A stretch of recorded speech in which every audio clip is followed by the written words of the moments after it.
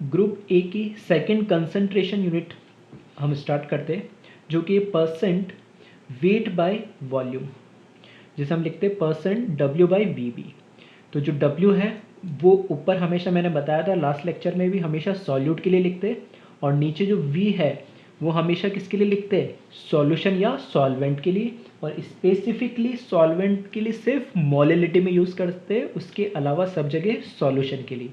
तो इसी जिस तरीके से लास्ट डेफिनेशन हमने लिखी थी परसेंट वी बाई वी की लास्ट लेक्चर में, उसी तरीके से डेफिनेशन है परसेंट डब्ल्यू बाई वी की।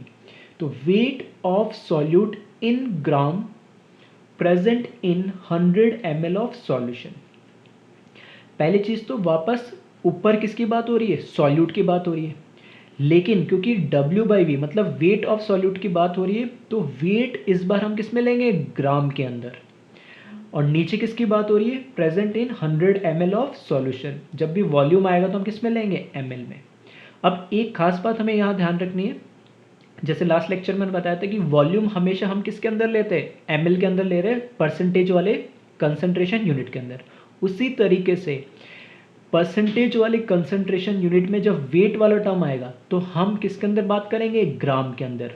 ध्यान रखना, वॉल्यूम मिलीलीटर में है लेकिन वेट ग्राम में है, ना कि मिलीग्राम में, ठीक है। तो वेट ग्राम में लेना है, जबकि वॉल्यूम ml मतलब मिलीलीटर में लेना है। तो इस खास बात को थोड़ा सा ध्यान रखना, वेट ग्राम में हो और वॉल्यूम किसके अंदर, मिलीलीटर के अंदर। तो weight of solute in gram present in 100 ml of solution. इसी को मैंने फॉर्मूले के फॉर्म में लिख दिया है, percent W by V. Percent W by V is equals to weight of solute divided by volume of solution, और परसेंटेज के लिए मल्टीप्लाई बाय 100 कर दिया। तो जो ये W है ये वेट को बता रहा है, और हमेशा न्यूमरेटर में सॉल्यूट के लिए लिखा जाता है वेट ऑफ सॉल्यूट, और नीचे V ये वॉल्यूम को बता रहा है, और डिनोमिनेटर में हमेशा सॉल्यूशन लिखा जाता है एक्सेप्ट मोलिलिटी को छोड़ के, ठीक है। तो सिंपल सा जैसे परसेंट V बाई वी था वैसे ही परसेंट W बाई वी है, सेम उसी तरीके से हमने इसकी डेफिनेशन दी है। बस खास बात हमें ये ध्यान रखना है कि जब भी वेट आएगा तो वेट को ग्राम में लेंगे हम, और जब भी वॉल्यूम आएगा उसको ml के अंदर लेंगे, ठीक है। इसी पे एक सिंपल सा बेसिक सा क्वेश्चन है, उसे हम देखें। An aqueous solution contain 30% an aqueous solution contain 30% weight by volume of urea, then calculate weight of urea will be present in 5 ml of solution। हमारे पास एक एक्वस सॉल्यूशन है यूरिया का, और यूरिया का फॉर्मूला हमें दे रखा NH2CO NH2, ठीक है। इससे भी ध्यान रखें, वैसे जनरली दे रखा होता है लेकिन हम ऑर्गेनिक में भी हम पढ़ते हैं, तो इस मॉलिक्यूलर फॉर्मूले को ध्यान रखिए, याद करें। इस चैप्टर में यूरिया, ग्लूकोज, ठीक है, फ्रुक्टोज वगैरह ये बहुत कॉमन टर्म यूज़ होंगे, तो उनका मॉलिक्यूलर फार्मूला, उनका मॉलिक्यूलर वेट, ठीक है, डायरेक्ट याद रखें, वो ज़्यादा बेटर होगा ताकि कैलकुलेशन और जल्दी और ईजी हो जाएगी, ठीक है। तो an aqueous solution contain 30% weight by volume of urea, then calculate weight of urea will be present in 5 ml of solution। तो एक बार वीडियो को पॉज करें और अपने से सॉल्व करने की एक बार कोशिश करें, उसके बाद मैं इसका सॉल्यूशन बताता हूँ, ठीक है। तो आई होप कई लोगों ने ट्राई करा होगा और मैक्सिमम लोगों ने सही भी करा होगा। तो देखते हैं हम इसका सॉल्यूशन। हमें ये बताना है कि 5 ml का हमने सॉल्यूशन बना रखा है, उस 5 ml के सॉल्यूशन में कितना यूरिया का वेट होगा, ताकि जो ओवरऑल सॉल्यूशन बने वो 30% वेट बाय वॉल्यूम बने। यानी तो वही हमेशा की तरह लास्ट क्वेश्चन में मैंने बताया था, सबसे पहले कुछ क्वेश्चन अपने आप से करो, पहले ये पता करें कि इसमें सॉल्यूट कौन है और सॉल्वेंट कौन है। तो वापस से वही, जो सॉल्यूट है वो हमें पता लग गया, aqueous solution contain 30% wait by volume of urea, मतलब एक्वस सॉल्यूशन है, मतलब एक्वस का मतलब वाटर तो हो ही गया और उसके अलावा सिर्फ यूरिया है। तो यूरिया तो इसमें क्या होगा, सॉलिड इन लिक्विड का मतलब क्या है, तो हमने बताया था टाइप ऑफ सॉल्यूशन में बात करा था, नोट लिखवाया था, सेकंड नोट था, उसमें मैंने बोला था फर्स्ट लेक्चर में कि सॉलिड इन लिक्विड वाला अगर सॉल्यूशन होगा तो बाय डिफॉल्ट हमेशा हम लिक्विड को ही क्या मानेंगे, सॉल्वेंट। तो सॉलिड यहाँ पर कौन होता है, यूरिया होता है, तो सॉल्यूट अपने आप कौन बन गया, यूरिया। और यूरिया के बारे में हमें क्या दे रखा है, 30% वेट बाय वॉल्यूम, इसका गिवन हमें दे रखा है। तो हमने मान लिया जो वेट ऑफ सॉल्यूट हमें यानी यूरिया का हमें कैलकुलेट करना है, उसको हमने x मान लो या as it is weight of solute रहने दो, जैसे आपको सही लगे, ठीक है। वॉल्यूम ऑफ सॉल्यूशन वो हमें गिवन दे रखा है 5 मिलीलीटर, 5 ml ऑफ सॉल्यूशन। तो क्वेश्चन ये कि इस 5 ml के अंदर कितना यूरिया का वेट होगा जिससे कि ओवरऑल हमारा जो सॉल्यूशन है वो 30% वेट बाय वॉल्यूम बन जाए। तो बस कुछ नहीं, सिंपली हम इस फॉर्मूले को अप्लाई कर रहे हैं जो कि है percentage weight by volume is equals to weight of solute divided by volume of solution. और परसेंटेज है तो इसके लिए हम क्या लगा दें, 100। तो यहाँ पर इसकी वैल्यू पुट करेंगे तो percentage W by V, percentage W by V की वैल्यू हमें कितने दे रखी है, 30। तो इसकी वैल्यू हमने लिख दी यहाँ पर 30। अब वेट ऑफ सॉल्यूट ये तो हमें क्या करना है, कैलकुलेट करना है। तो इसको मैंने एज इट इज लिख दिया, या कई लोगों ने x लिखा हो तो x भी लिख सकते हैं अननोन की क्वांटिटी में। वॉल्यूम ऑफ सॉल्यूशन 5 ml है, तो यहाँ पर हमने क्या लिख दिया, 5 इंटू 100। और इसको कैलकुलेट कर ले, सिंपल सी कैलकुलेशन है। तो वेट ऑफ सॉल्यूट यहाँ पर जो कैलकुलेट होकर आएगा वो आएगा 1.5 ग्राम, ठीक है। तो ध्यान रखना, क्योंकि हमने, ठीक है, स्टार्टिंग में डेफिनेशन में बात कर ली है कि जो वेट होगा ग्राम में होगा और वॉल्यूम किस में आएगा, ml में आएगा। तो हमने वही करा कि जो वॉल्यूम दे रखा ऑलरेडी हमें ml में दे रखा, तो वेट भी किस में आएगा, अपने आप ग्राम के अंदर आएगा, ठीक है। तो ये छोटी छोटी बातें, इनको हम ध्यान रखें। कई लोगों ने एक इस तरीके से भी सोचा होगा इसका सॉल्यूशन, ठीक है, इस तरीके से भी हम सोच सकते हैं इसको कि अगर हमारे पास, ठीक है, एक बार देख ले सॉल्यूशन को और कॉपी कर ले। और इसको हम इस तरीके से भी देख सकते थे, दूसरा एक मेथड सॉल्व करने का, अगर कई लोगों के दिमाग में ये भी स्ट्राइक करा होगा, जिसे हम यूनिटरी मेथड भी कहते हैं, ठीक है। तो इसमें हमें परसेंटेज मतलब 30% वेट बाय वॉल्यूम का मतलब क्या है, 30% वेट बाय वॉल्यूम का मतलब ये निकल रहा है कि 30 gram of urea present in 100 ml of solution. यही मतलब होता है बाय डेफिनेशन जाए हम, wait of solute in gram present in 100 ml of solution. तो 30% वेट बाय वॉल्यूम का मतलब है कि 30 gram of urea present in 100 ml of solution. तो इसको मैं ऐसे लिख सकता हूँ, 100 ml of solution, 100 ml of solution के अंदर हमारे पास 30 ग्राम यूरिया है। तो ठीक है, इसको ऐसे भी लिख सकते हैं या मैं इसको उल्टा लिख दें, तो मैं ऐसे बोल सकता हूँ कि 1 ग्राम में कितना होगा, तो ऐसे हो जाएगा 100/30, क्योंकि इसको हमें कैलकुलेट करना है, ठीक है।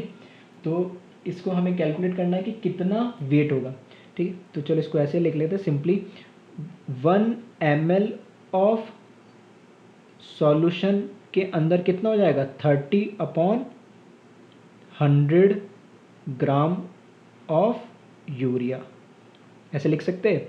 100 ml में 30 ग्राम है, तो 1 ml में कितना हो जाएगा, 30/100। तो हमें यहाँ पे वॉल्यूम सॉल्यूशन का कितना दे रखा, 5 ml।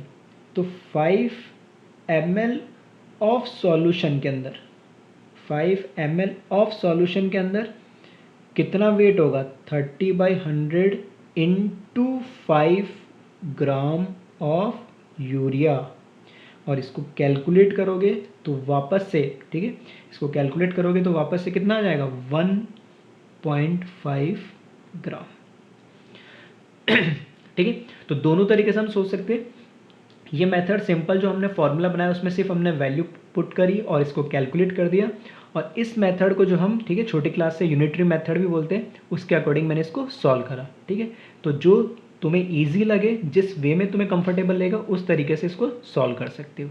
ठीक है, तो एक बार इसे कॉपी कर ले।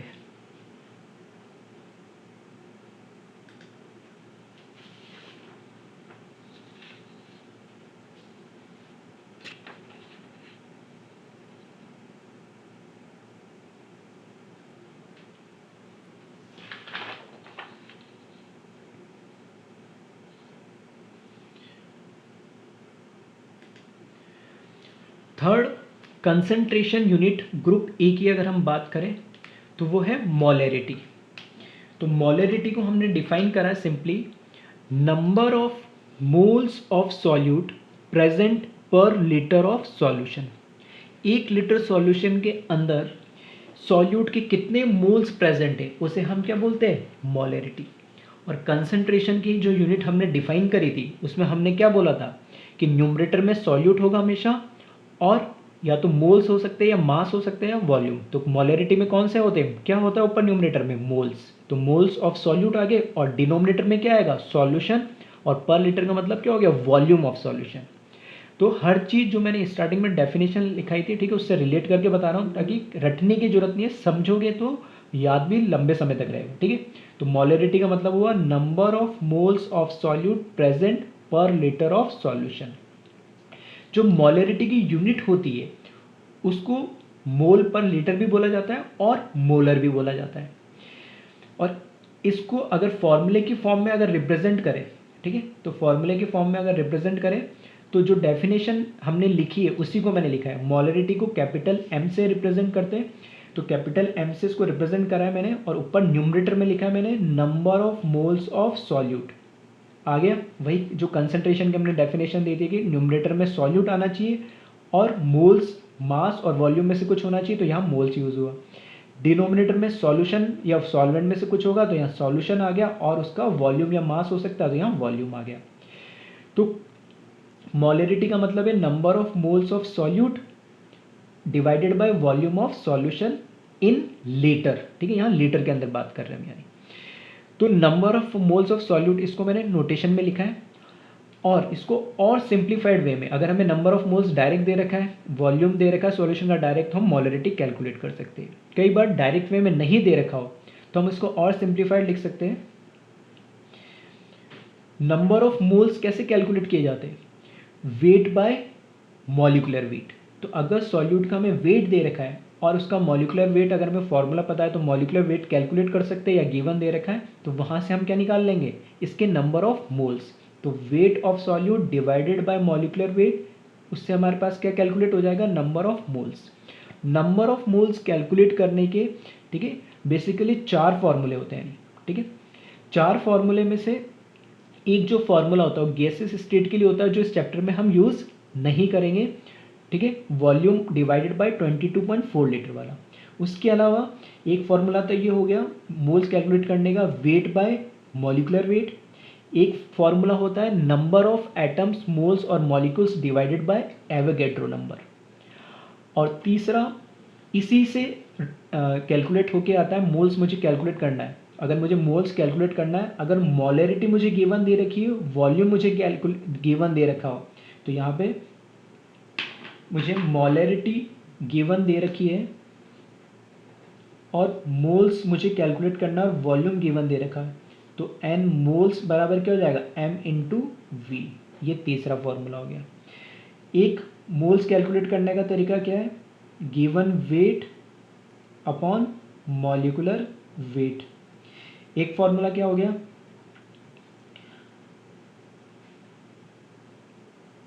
Volume in litre divided by 22.4 litre, but ये ओनली फॉर किसके लिए होता है, गैसेस के लिए। तो ये इस चैप्टर में हम यूज़ नहीं करेंगे। एक फार्मूला ये यूज़ होगा, एक फार्मूला ये यूज़ होगा, और एक फार्मूला ये जो अभी मैंने बताया, नंबर ऑफ एटम, या सिंपली हम क्या बोल सकते हैं, मॉलिक्यूल, और इन जनरल कुछ भी हो, पार्टिकल्स बोल दें, डिवाइडेड बाय एन, ए मतलब एवोगैड्रो नंबर। तो 1 2 3 ये 3 तरीके के हम फॉर्मूला यूज़ कर सकते हैं मोल को कैलकुलेट करने के लिए। इस चैप्टर में ये फॉर्मूला यूज़ नहीं करेंगे क्योंकि ये सिर्फ गैसेस के लिए एप्लीकेबल है, और हम जो चैप्टर पढ़ रहे हैं वो लिक्विड सॉल्यूशन पढ़ रहे हैं, जिसके अंदर लिक्विड फेज के अंदर बात हो रही, गैस में नहीं होगी। ठीक है,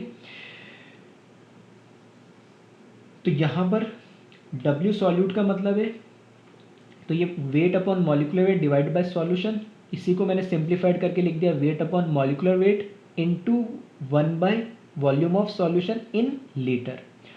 कई बार ये क्या होता है कि वॉल्यूम लीटर में ना देके किसमें, मिलीलीटर में दे रखा होता है, नहीं तो ये जो मिलीलीटर में जब हमें दे रखा है, तो क्योंकि हमने तो डेफिनेशन में बोला है कि जो सॉल्यूशन है वो किस में होना चाहिए, लीटर में होना चाहिए। किसकी डेफिनेशन के लिए, मोलरिटी के लिए।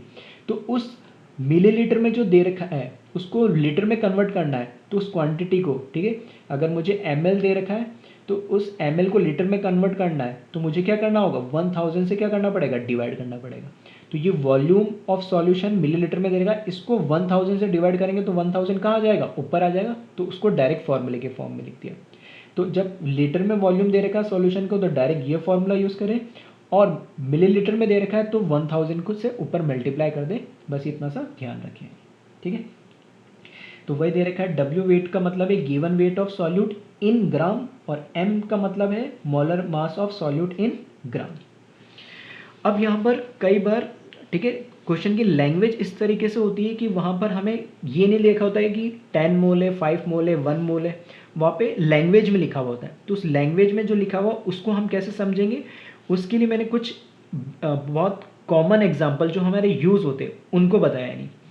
ए मोलर का मतलब होता है 1 मोल, ए का मतलब 1 मोल of solute present in 1 litre of solution.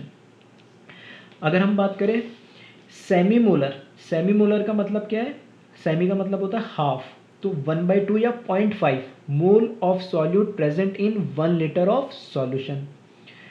Centimolar, centi का मतलब क्या होता है 100, तो 1/100 या 0.01 मोल of solute present in 1 litre of solution. या फिर लिख रखा है डेसीमोलर, डेसीमोलर का मतलब क्या है 1/10 या 0.1 मोल of solute present in 1 litre of solution. तो ध्यान रखें कई बार, ठीक है, डायरेक्ट वैल्यू ना देके, ठीक है, उसमें क्या दे रखा होता है, सिंपली लैंग्वेज के फॉर्म में दे रखा होता है, और वहाँ से हमें पता नहीं लगता है कि मोलरिटी क्या दे रखी है। तो ए मोलर के अंदर 1 मोल होगी इसकी मोलरिटी, सेमी मोलर का मतलब हो गया हाफ हो गई, सेंटी का मतलब हो गया 1/100 या 0.01, और डेसी का मतलब 1/10 या 0.1। ठीक है, इस पे कुछ हम न्यूमेरिकल्स देखेंगे, बट वो हम नेक्स्ट लेक्चर में देखेंगे, तो इसको एक बार आप नोट कर लें और एक बार ढंग से पढ़ लें, फिर नेक्स्ट लेक्चर में हम इस पे कुछ न्यूमेरिकल करेंगे। Okay, thank you class. अब हम देखते हैं न्यूमेरिकल। लास्ट लेक्चर में जो हमने मोलरिटी पढ़ा था, जिसको हमने डिफाइन करा था number of moles of solute present इन पर लीटर ऑफ सॉल्यूशन, तो उसी पे बेस्ड एक न्यूमेरिकल है। तो क्वेश्चन है 30 ग्राम ऑफ यूरिया, जिसका मॉलिकुलर फार्मूला दे रखा है NH2CO NH2, 30 gram of urea is dissolved in sufficient water to produce 200 ml of solution, then calculate, first part है percent W/V of urea, and second part है molarity. तो यहाँ पे दो पार्ट दे रखे इस क्वेश्चन में, एक तो हमें परसेंट W/V कैलकुलेट करना है यूरिया का, और एक मोलरिटी कैलकुलेट करना है। वापस से 30 gram of urea is dissolve in sufficient water to produce 200 ml of solution. तो अगर हम वही जो मैं लास्ट क्वेश्चंस में भी कह रहा था, सबसे पहले हम क्या करें, ये क्वेश्चन को पढ़े और ये आइडेंटिफाई करें इसमें कि सॉल्यूट कौन है और सॉल्वेंट कौन है। तो हमें पता है कि यूरिया को हम वाटर के अंदर डिजॉल्व कर रहे हैं, तो सॉलिड इन लिक्विड हो गया, तो सॉल्यूट हमारे लिए यहाँ पर क्या हो गया, यूरिया। और यूरिया का हमें क्या दे रखा है, वेट दे रखा 30 ग्राम। इसी तरीके से जो सॉल्वेंट है वो क्या हो गया इस केस में, क्योंकि डिजोल्व किसके अंदर किया जा रहा है, वाटर के अंदर। तो सॉलिड इन लिक्विड के केस के अंदर इस टाइप के सॉल्यूशन में हमेशा जो वाटर या लिक्विड होता है वही क्या होता है, सॉल्वेंट। तो सॉल्वेंट कौन दे रखा है, वाटर। ठीक है। तीसरी चीज इसमें हमें दे रखा है सॉल्यूशन का टोटल वॉल्यूम। तो वॉल्यूम ऑफ सॉल्यूशन हमें ये गिवन दे रखा है 200 ml। ठीक है।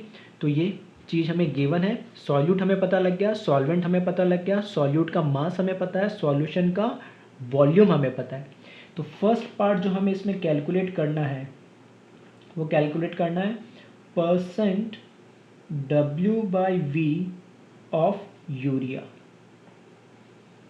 और परसेंट W/V ऑफ यूरिया का फॉर्मूला क्या है, जो न्यूमरेटर में लिखा है वो हो जाएगा वेट, W का मतलब वेट, और ऊपर हमेशा क्या आता है, सॉल्यूट, डिवाइडेड बाय नीचे V लिखा है तो मतलब हो गया वॉल्यूम, और वॉल्यूम हमेशा किसका आएगा, सॉल्यूशन का एक्सेप्ट मोलेलिटी। ठीक है, बार बार कह रहा हूँ डिनोमिनेटर में हमेशा सॉल्यूशन आता है एक्सेप्ट मोलेलिटी को छोड़ के, जिसमें वो क्या आता है, सॉल्वेंट आता है।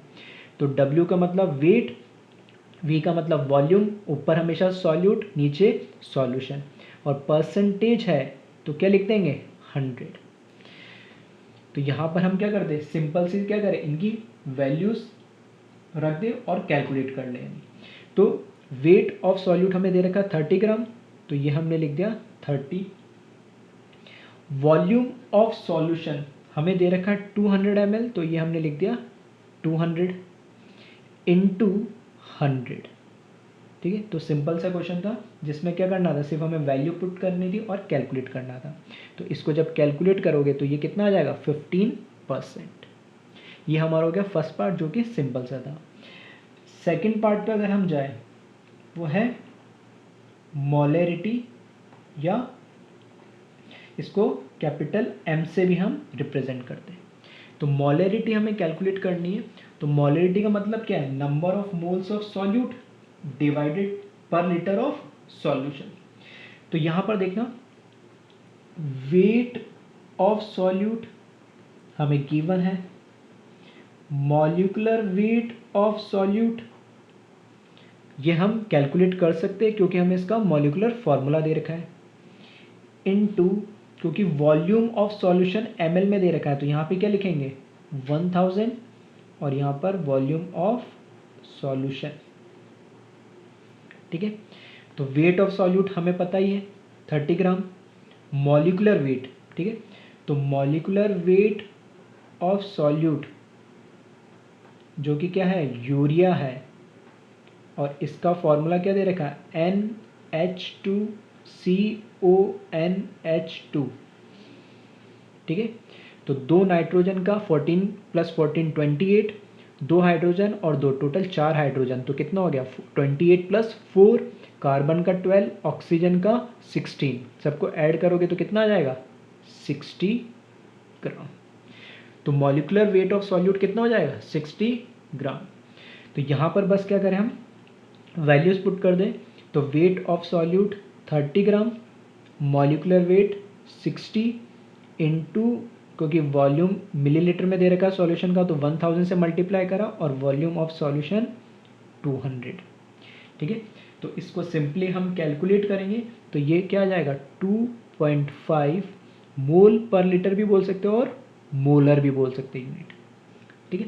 तो ये 2 पार्ट थे इस क्वेश्चन के जो कि दोनों सिंपल थे बहुत, क्योंकि ये सिर्फ फॉर्मूला बेस्ड है और हमें क्या करना था इसमें क्वांटिटी को आइडेंटिफाई करना था, वैल्यूज़ को, और इस फॉर्मूले में पुट करना था। यानी अब ये न्यूमेरिकल में मैंने 2 पार्ट इसलिए लिए क्योंकि मैं इन दोनों पार्ट के अंदर एक रिलेशन स्टैब्लिश करना चाह रहा हूँ यानी इस न्यूमेरिकल की हेल्प से।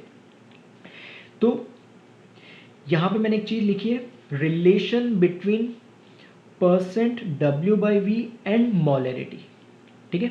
इन दोनों के बीच में एक रिलेशन होता है और वो क्या होता है, molarity is equals to 10 into percent W by V divided by molecular weight of solute. फिर से सुनिएगा ध्यान से, मैं बोल रहा हूँ कि परसेंट डब्ल्यू बाई वी और मोलरिटी के बीच में एक रिलेशन होता है, और उनके बीच में क्या रिलेशन होता है, molarity is equals to 10 into percent W by V divided by molecular weight of solute. ये रिलेशन कैसे इस्टेब्लिश हुआ, इसका डेरिवेशन के पीछे मैं नहीं जा रहा हूँ, नहीं ये डेरिवेशन तुमसे कभी पूछा जाएगा, ठीक है। हाँ, कैलकुलेशन को आसान करने के लिए अगर रिलेशन तुम्हें पता होगा तो ये 2 बार कैलकुलेशन नहीं करने पड़ेगी, एक चीज़ मुझे पता होगी, दूसरी चीज़ को फॉर्मूले में रखूँगा और कैलकुलेट हो जाएगी। पहले तो हम बात करते हैं इस फॉर्मूले के वेरिफिकेशन के लिए, क्या ये फॉर्मूला सही है क्या, ठीक है। तो इस एग्जाम्पल के हेल्प से मैं ये इसको वेरीफाई करते हैं। नहीं तो मैंने परसेंट डब्ल्यू बाई वी तो कैलकुलेट कर लिया, कितना, 15%। अब मुझे मोलरिटी कैलकुलेट करनी है, तो मोलरिटी कैलकुलेट करनी है तो उसके लिए फॉर्मूला हमने क्या लिखा है, 10 into percent W by V divided by molecular weight of solute. तो इसमें 10 एज इट इज लिखा, परसेंट डब्ल्यू बाई वी, ठीक है, परसेंट डब्ल्यू बाई वी हमने कैलकुलेट करा, कितना आ रहा, 15%, तो मैंने यहाँ पर क्या लिख दिया, 15, ठीक है। Molecular weight of solute, molecular weight of solute हमने कैलकुलेट करा कितना, 60, तो यहाँ पे लिखा हमने 60। इसको जब कैलकुलेट करोगे तो वापस से इसकी वैल्यू कितनी आ जाएगी, 2.5 मोलर, और इसको कैसे लिख सकते, 2.5 moles per litre of solution, ठीक है। यूनिट को दोनों तरह से एक्सप्रेस कर सकते हो।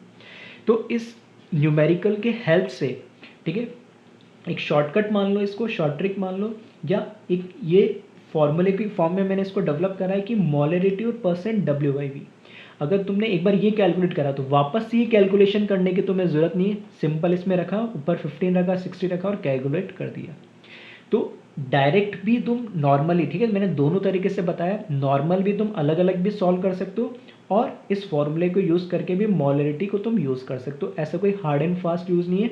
अगर तुम्हें ये फॉर्मूला भूल गए, नहीं याद रहा, तो भी कोई प्रॉब्लम नहीं, हम जनरल तरीके से इसको सॉल्व कर सकते हैं, और याद है तो कैलकुलेशन थोड़ी जल्दी हो जाएगी और टाइम हमारा बच जाएगा, ठीक है। तो इस तरीके से कुछ कुछ चीज़ें हमें याद रहे, ताकि एग्जाम में, क्योंकि कंपटीशन में हमें सबसे इंपॉर्टेंट क्या होता है, टाइम, टाइम को हमें बचाना है। तो टाइम कब बचेगा, जब हम जितनी कम कैलकुलेशन और जितना कम हम उसमें हमारा पेन को यूज़ करें, ठीक है, बिना पेन यूज़ करें, दिमाग को ज़्यादा यूज़ करना है ताकि टाइम हमारा बचे यानी। तो अब दूसरा तरीके का मेरे बताने का रीज़न ये नहीं था कि हमेशा तुम ये अप्लाई करो, दूसरा तरीका है कि कई बार इस तरह के रिलेशन ऑब्जेक्टिव फॉर्म में पूछे भी जा सकते हैं, कि रिलेशन बिटवीन मोलरिटी और weight by volume, percent W by V में क्या होगा। तो इस तरीके से 4 ऑप्शन दे देगा, 10 इंटू, या 10 नीचे डिवाइड कर देगा, मॉलिक्यूलर वेट को ऊपर ले जाएगा, ठीक है। तो उस केस में भी तुम्हें ये हेल्प कर सकता है इस टाइप के न्यूमेरिकल के अंदर उस क्वेश्चन को। अब इसके बीच में लॉजिक क्या है वो मैं थोड़ा सा एक बार आइडिया दे देता हूँ, बाकी नहीं भी आया तो फॉर्मूले को तुम ध्यान रखो, वो ज़्यादा बेटर है, और भूल जाते हो तो कोई दिक्कत नहीं, न्यूमेरिकल तो तुम्हारा हो ही जाएगा। हमें पता है कि परसेंट डब्ल्यू बाई वी क्या होता है, वेट ऑफ सॉल्यूट पर 100 ml ऑफ सॉल्यूशन। तो इस 100 ml को मेरे को 1000 के अंदर, मतलब 1 लीटर में कन्वर्ट करना था, तो 100 ml को मैंने क्या करा, 1000 ml बनाना है, तो 10 से ही मल्टीप्लाई करा, और 10 से ही मैं क्या करूँगा, उसको डिवाइड करूँगा। तो मल्टीप्लीकेशन वाला 10 तो इधर आ गया, और डिवाइड वाला जो 10 है वो उसके लिए क्या बन गया, लीटर बन गया यानी। अब ये वेट ऑफ सॉल्यूट है, इस वेट ऑफ सॉल्यूट को अगर मैं मॉलिक्यूलर वेट ऑफ सॉल्यूट से डिवाइड कर दूं तो वो क्या बन जाएगा, number of moles of solute. जो लास्ट क्लास में मैंने बताया था कि वेट अपॉन मॉलिक्यूलर वेट क्या बन जाएगा, number of moles of solute. तो ये और ये टर्म मिलके तो बन गया मोल्स ऑफ सॉल्यूट, और इस 10 से मल्टीप्लाई और डिवाइड करने से नीचे क्या हो जाएगा, volume of solution in litre. तो इस तरीके से ये पूरी क्वांटिटी किस में कन्वर्ट होगी, मोलरिटी, मतलब number of moles of solute in 1 litre of solution. I hope कई लोगों को ये चीज़ समझ में आया होगा, लॉजिक किस तरीके से मैंने ये बताया। फिर भी अगर नहीं समझ में आया तो कोई बात नहीं, डायरेक्ट फॉर्मूले को याद करने की कोशिश करो, और फिर भी नहीं हो रहा तो कोई प्रॉब्लम नहीं है, न्यूमेरिकल में प्रॉब्लम नहीं आएगी, न्यूमेरिकल तुम्हारे सॉल्व हो जाएंगे, ठीक है। एक बार इसको देख ले और नोट कर ले।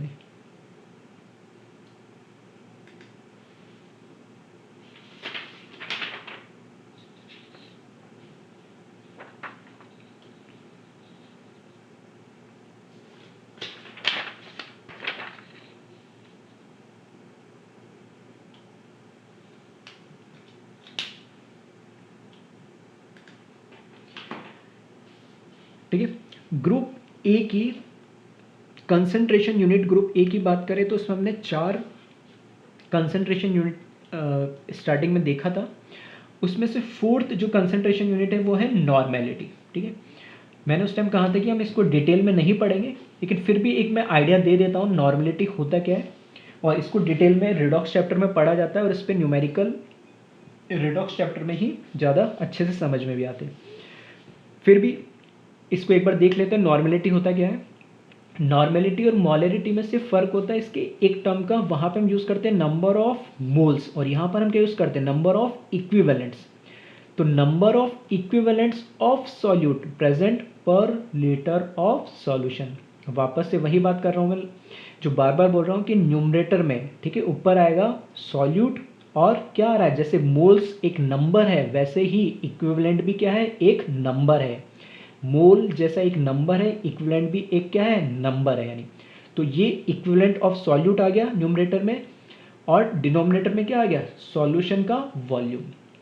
इसकी यूनिट की अगर हम बात करें तो इसकी यूनिट जैसे मोलरिटी में होती है मोल्स पर लीटर, वैसे ही यूनिट हो जाती है इक्विवेलेंट पर लीटर। और जैसे मोलरिटी के अंदर हम मोलर भी बोलते हैं, वैसे नॉर्मलिटी के अंदर नॉर्मल भी बोला जाती है इसको यूनिट को। इसको अगर फॉर्मूले के फॉर्म में लिखें, यानी तो फॉर्मूले के फॉर्म में जब हम इसे लिखेंगे तो ये क्या आ जाएगा, न्यूमरेटर में number of equivalent of solute, जैसे वहाँ पे मोलरिटी में आता है number of moles of solute, तो मोल्स की जगह क्या आ जाएगा, बस इक्विवेलेंट आ जाएगा, divided by volume of solution in litre. वापस से जिस तरीके से मोल्स को मैंने लिखा था वेट अपॉन मॉलिकुलर वेट, तो इक्विवेलेंट को भी हम लिख सकते हैं वेट अपॉन इक्विवेलेंट वेट। ठीक है, मोल्स कैलकुलेट करने का जैसे तरीका होता है वेट अपॉन मॉलिकुलर वेट, वैसे ही इक्विवेलेंट कैलकुलेट करने का तरीका क्या है, वेट अपॉन इक्विवेलेंट वेट। तो weight of solute divided by equivalent weight of solute, और volume of solution as it is in litre. इसको सिंपल सा मैंने क्या करा, वेट ऑफ सॉल्यूट को ये रहने दिया, इसको नीचे ट्रांसफर कर दिया, वॉल्यूम ऑफ सॉल्यूशन को इस तरीके से लिख दिया है। अब यहाँ पर जो इक्विवेलेंट वेट है वो कैसे कैलकुलेट किया जाता है, तो जो वेट ऑफ सॉल्यूट है ये एज इट इज जो लिखा है इसको ऐसे लिखा, और इक्विवेलेंट को कैलकुलेट अगर हमें करना है तो उस कंपाउंड का, उस कंपोनेंट का या सॉल्यूट का जो मॉलिकुलर वेट है उसको एक टर्म होता है वैलेंस फैक्टर, जिसको VF या N से हम बोलते हैं, इस वैलेंस फैक्टर से हम क्या कर देंगे, डिवाइड कर देंगे। तो इक्विवेलेंट वेट को हम क्या करेंगे, कैलकुलेट करने के लिए molecular weight divide by VF यानी वैलेंस फैक्टर से डिवाइड करेंगे तो हमें इक्विवेलेंट वेट आ जाएगा सॉल्यूट का। बाकी 1 upon solution in litre as it is लिखा है। नहीं, ये इसको और सिंप्लीफाइड वे में कैसे लिखा है, वेट ऑफ सॉल्यूट जो लिखा हुआ है, मॉलिकुलर वेट ऑफ सॉल्यूट जो यहाँ पर आ गया, और 1 अपॉन वॉल्यूम ऑफ सॉल्यूशन ये भी एज इट इज है, जो डिवाइड में है ये मॉलिकुलर वेट के वैलेंस फैक्टर, इसको मैंने ट्रांसफर करके यहाँ ऊपर लिख दिया है। ठीक है, फिर एक और वे में मैंने लिखा है इसको कि weight of solute as it is, molecular weight of solute as it is 1000 से मल्टीप्लाई करा ऊपर वापस से, क्यों, क्योंकि अब अगर वॉल्यूम ऑफ सॉल्यूशन मिलीलीटर में दे रखा है तो उसको लीटर में कन्वर्ट करने के लिए इसको 1000 से डिवाइड करेंगे जो कि ऊपर ट्रांसफर हो जाएगा। तो जैसे मॉलरिटी में लिखा था एज इट इज वैसे ही इसको लिखा है, सिर्फ एक एक्स्ट्रा टर्म आ गया इसमें, क्या, वैलेंस फैक्टर या एन फैक्टर जिसको हम बोलते हैं।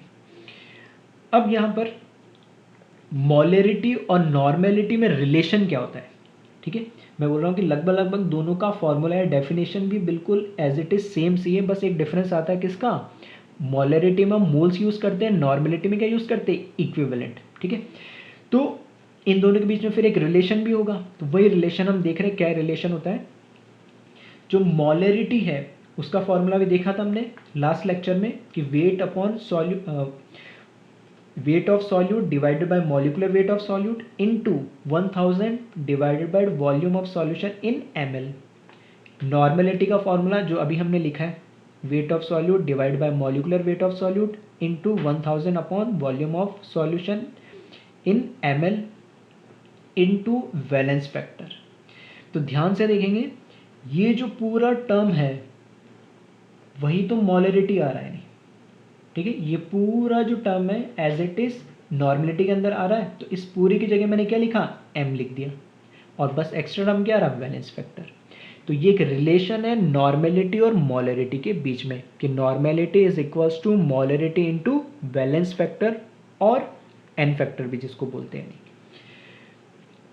अब यहाँ पर कुछ मैंने जो टर्म लिखे जैसे ईल सॉल्यूट, जो कहाँ पर हमने यहाँ पर मैंने लिखा ई सॉल्यूट का मतलब क्या है, इक्विवेलेंट वेट, तो बस उसी को लिखा है कि ई सॉल्यूट का मतलब क्या है, इक्विवेलेंट वेट ऑफ सॉल्यूट। और ये कैसे कैलकुलेट किया जाता है, उस सॉल्यूट का हमें मॉलिकुलर वेट पता हो और उसको क्या कर दे, वैलेंस फैक्टर से हम क्या कर दे, डिवाइड कर दे। वही लिखा है वी एफ, वी एफ क्या है, V F is equals to valence factor और एन फैक्टर।